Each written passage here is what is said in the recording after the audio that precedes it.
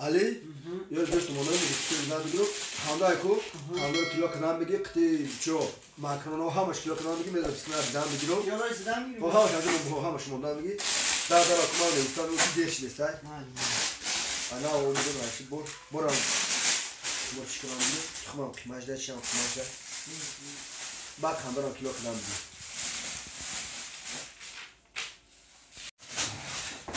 یا سفر جا بیا بچه بیا بابی بیا السلام علیکم و علیکم السلام سازه تیجه نشه سوده تیجه علی رو کنم بگی مال بابیش رو کنم بگی این تخما چند سومه این تخما تخمه یا روسی کات بابی هم مرا گفتم که مانان نیسته چند پولای؟ یا سومن 30 درهم بابی یا سامان 30 درهم کاتی رو بی گراند شکت ارگینال ای کاتی یا بچه پوز بالا آخه مانان نیسته این خودتا فهمیدی؟ انا خانه دا چی پروبلم بود؟ بابی جان چی نبود روغن نبود اگو نون روغن و نان انا روغن داری ها؟ دارم بابی دارم چند پولای روغن؟ 40 سومن 30 سومن 40 سامان؟ نشون تشکر ارزان نمیشه؟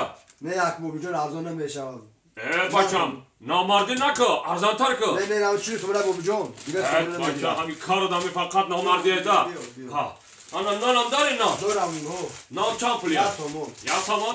ارزان نمیشه؟ نه نه اکو جوش جمع بچه نامردی نکو نه همه یا سومن بابی جان بیا خیلی 10 تا بیار 10 تا نام بیار خان کی نو تشه 10 تا سومن نام تشه 10 سامان دا نام ده ها خدا کنه نه بابا انا که حساب کو تمام بابی جان بخواه ها مال هوش بابی جان 40 سومن روغن 10 تونو نه 10 تونو 50 سومن بابی جان 50 سامان؟ 50 سومن شد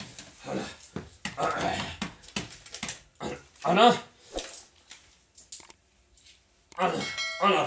مایش باشه بابی جان حالا بای 30 سوم دادی 20 سوم دیگه مونده بابی جان بچم من نامرد نیستم فهمیدی؟ الان 20 سامان دیگه شما بخشیدم تو ده فهمیدی؟